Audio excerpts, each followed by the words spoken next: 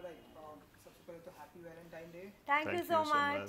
सो इस बार का जो वैलेंटाइन डे होने वाला है वो आप लोगों की तरफ से कितना रोमांटिक होने वाला है, एंड क्या कुछ स्पेसिफिक प्लानिंग आप लोगों की तरफ से होने वाली है? रोमांटिक तो डेफिनेटली होगा, हमारा हर एक दिन रोमांटिक होता है, मगर due to the corona virus pandemic इस साल हम वैलेंटाइंस डे घर पे ही मनाएंगे।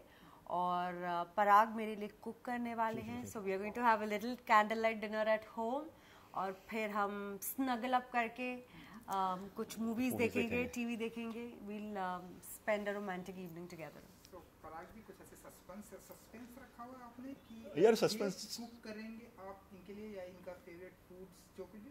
या सस्पेंस रखना तो मतलब मैंने छोड़ दिया 10 साल से, आज तक एक भी सरप्राइज सक्सेसफुल नहीं हुआ है। मुझे पता चल जाता तो है। अभी तो सरप्राइज मैंने सोचना भी, प्लान करना भी बंद कर दिया, लेकिन बेबी मरते दम तक कोशिश तो करूंगा एक बार तो सरप्राइज करूंगा आपको।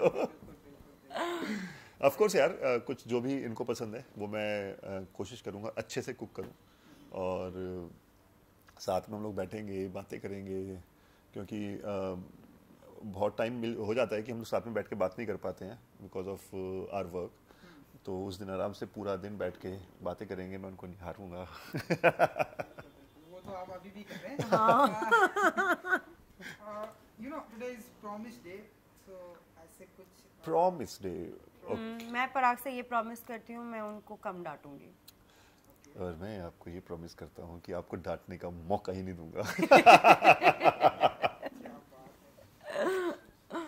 ऐसी कोई मेमोरी रहती है आप लोगों की, क्योंकि 10 साल आप लोग साथ में, तो ऐसी कोई मेमोरी रहती है जो आप लोग ऐसे कुछ शेयर करना चाहेंगे वैलेंटाइन डे के मौके पर? बहुत सारी मेमोरीज हैं जो हमारे लिए बहुत स्पेशल है, बट मेरे लिए खास करके एक मेमोरी बहुत ही ज़्यादा स्पेशल है। जब मैं बिग बॉस के घर में थी, मैं इनसे कम्प्लीटली कट ऑफ थी और 3 महीने के ऊपर हो चुके थे। मैंने इनको देखा नहीं था, यहाँ तक कि जो फ़ोटो फ्रेम्स भी मैं लेके गई थी अपने घर से, इनकी और मेरे फैमिली की, वो भी चोरी हो चुकी थी। तो मैं बहुत ही ज़्यादा घर को मिस कर रही थी, बहुत वल्नरेबल थी, घर में स्ट्रेस लेवल्स बहुत हाई थे, मेरी तबीयत भी कुछ ठीक नहीं थी, और फिर फैमिली वीक हुआ और पराग घर पे आए और उनको देख के मैं इतनी ज़्यादा खुश हो गई, क्योंकि 10 साल से हम साथ में हैं ज़रूर, मगर ये पहला ऐसा मौका था जब 3 महीने हमने एक दूसरे को देखा तक नहीं था। एक दूसरे की आवाज़ तक नहीं सुनी थी। मैंने तो पराग को नहीं देखा था, पराग फिर भी मुझे टीवी पे देख लेते थे। तो मेरे लिए वो मोमेंट मैं कभी नहीं भूल पाऊंगी जो मैंने फील किया था जब मैंने पराग को 3 महीने बाद देखा था। मैं बहुत ही ज़्यादा, बहुत ही इमोशनल हो गई थी। एक्चुअली सेम ही है, बिकॉज हम लोगों ने कभी आज तक एक दूसरे से दूर नहीं रहे हैं। काम के सिलसिले में भी अगर हमें बाहर जाना पड़ता है तो हम लोग सुबह सुबह उठ के सोने से पहले फेस टाइम कर लेते हैं, आज वीडियो कॉल पे बात कर लेते हैं, फ़ोन पे बात कर लेते हैं, आप ठीक हो, सब कुछ है। और वो घर ऐसा था बिग बॉस घर में, ना तो उनका, मैं सिर्फ वेट करता था 10:30 बजने की कि मैं उनको देख पाऊँ कि वो ठीक है नहीं है, और दूसरी टेंशन होती थी वो 24 घंटे की फुटेज में से सिर्फ 1 घंटा देखते थे, और हो सकता है 23 घंटे में उनकी तबीयत कैसी है, वो सब टेंशन लगी रहती थी। और इनको तो ये भी नहीं पता था कि मैं ठीक हूँ, घर पे सब कुछ ठीक है। आधे से ज़्यादा टेंशन तो उनको यही रहती थी कि घर पे सब ठीक तो है, माइंड में चलता रहता है। तो मैंने उनको इतने टाइम तक नहीं देखा था, और उधर से वहाँ देख के जो वहाँ पर चीज़ें होती थी और ज़्यादा दिमाग ख़राब होता था और ज़्यादा परेशानी होती थी। तो जब मैं बिग बॉस घर में गया, इनको देख के मतलब मैं पागल हो गया था और ओवरवेलम था और इमोशनल था बहुत ज़्यादा। तो वो फीलिंग कभी लाइफ में ना तो डिस्क्राइब कर पाऊँगा, it's very difficult to describe वो जो फीलिंग थी। और दूसरा और है जो हमारा बहुत फेवरेट पल है मेरे लिए, हम लोग अपनी एनिवर्सरी पे पेरिस गए हुए थे, फर्स्ट वेडिंग एनिवर्सरी। तो वहाँ पर आईफिल टावर के नीचे उस दिन, उस इवनिंग में एक्चुअली उन्होंने एक प्लान किया था, पिकनिक प्लान किया था। तो वहाँ पे इन्होंने बोला, मैं एक्चुअली इन्होंने बोला कि आप जाओ ना, कुछ आप घूमो फिरो। वहाँ बास्केटबॉल खेल रहे थे कुछ लोग, इन्होंने बोला आप बास्केटबॉल पसंद है, आप जाके खेलो। मैं वहाँ से वापस आया और थोड़ी देर में तो सब कुछ सेट था वहाँ पे, पूरा नीचे चटाई, उसके ऊपर खाना, उन्होंने, मैंने प्लान किया था। और आईफिल टावर के नीचे हम लोगों ने बैठ के सेलिब्रेट किया था, बनाई थी, हल्की हल्की बारिश पड़ रही थी। It was very very beautiful, बहुत रोमांटिक था वो, बहुत यादगार है वो पल। वहाँ कुछ प्रॉमिस किया था आपने, आप लोगों ने एक दूसरे को? हमने डेफिनेटली वहाँ एक दूसरे को ये प्रॉमिस किया था कि हम मेमोरीज क्रिएट करेंगे और खूब ट्रैवल करेंगे साथ में, दुनिया देखेंगे एक साथ, और दुनिया के अलग अलग कोने में जाके एक नई नई मेमोरीज बनाएंगे। एंड आप में से सबसे ज्यादा रोमांटिक कौन है, अगर बता सके आप? हाँ वो थोड़ा मैं हूँ। पर आप कुछ ज़्यादा ही रोमांटिक है। ब्यूटीफुल कमेंट मिलते हैं पराग जी। हाँ So, यार भाई ऐसी बीवी हो तो कौन रोमांटिक नहीं होगा। आदमी शायर ना हो तो भी शायर बन जाता है यार। वो तो है। अच्छा, फर्स्ट डे पहली मुलाकात ऐसे कुछ याद है? हाँ I हाँ know, 10 एक एक साल चीज़ याद 10 हाँ, साल मुझे तो पूरा वाक्य मेरी आंखों के सामने।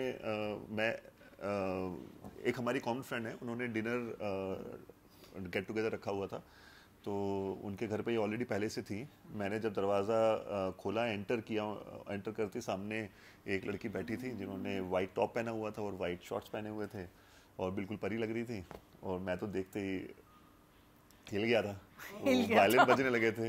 देखा जो तुझे यार दिल में बजी, गिटार वायलिन सब इंस्ट्रूमेंट बजने लगे थे और ऐसा लग रहा था कि इनके बाल उड़ रहे हैं। स्टॉर्म फैन लगा दिया है किसी ने, तो फुल फिल्मी था मेरे लिए, तो लव एट फर्स्ट साइट था।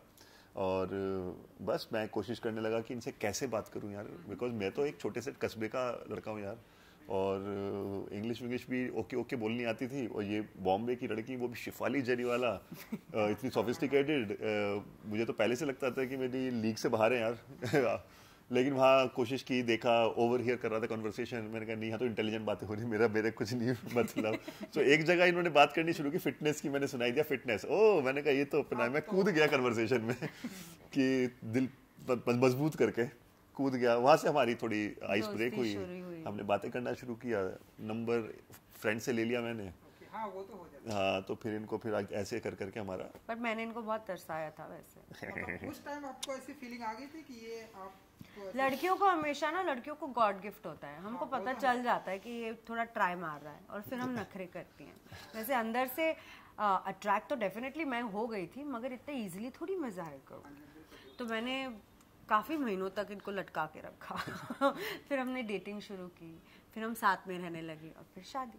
आपने अभी बताया कि मैंने बहुत तड़पाया इन्हें, तो जी बहुत ज़्यादा तड़पाया, मतलब ये आप बताना चाहेंगे? हाँ बताइए। यार मैं तो वो तड़पने में भी, मैं तो मुझे नहीं लगता कि उन्होंने कभी तड़पाया मुझे यार।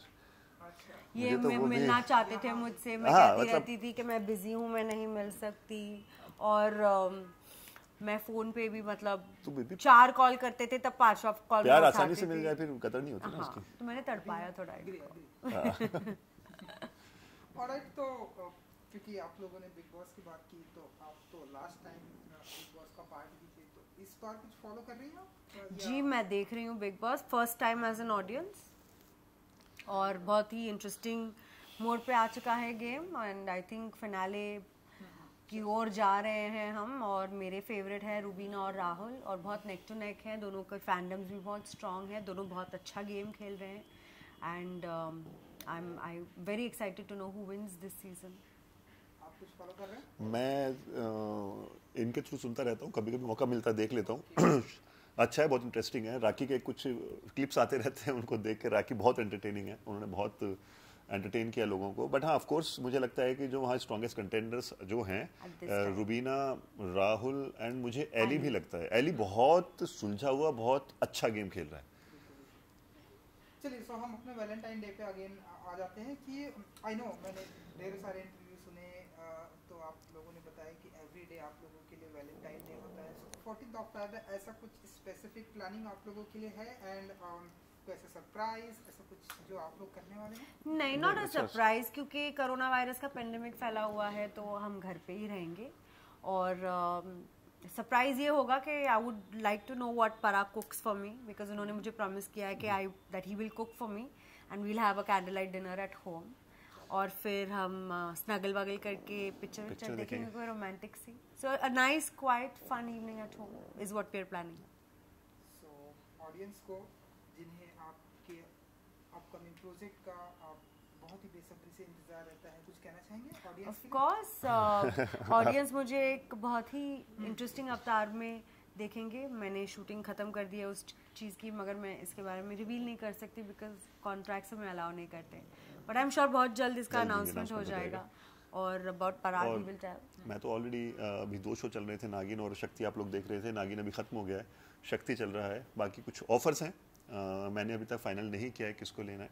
सो लेट्स सी, बट बहुत जल्दी आपको न्यूज़ मिल ही जाएगी। Thank you so much. Thank you Thank so you, much. thank you. Happy Valentine's Day. Happy Valentine's day. Happy Valentine day. Thank you. Thank you. Thank you guys. इसको मैं Yeah, I think we should take a अभी break can- and take him down. Done, na? Thank you ji. Thank you. The boomerang of both of you together. Anything like you can hold the balloon. Okay. क्या नाम है? Simba. Simba. Maybe you want to do boomerang.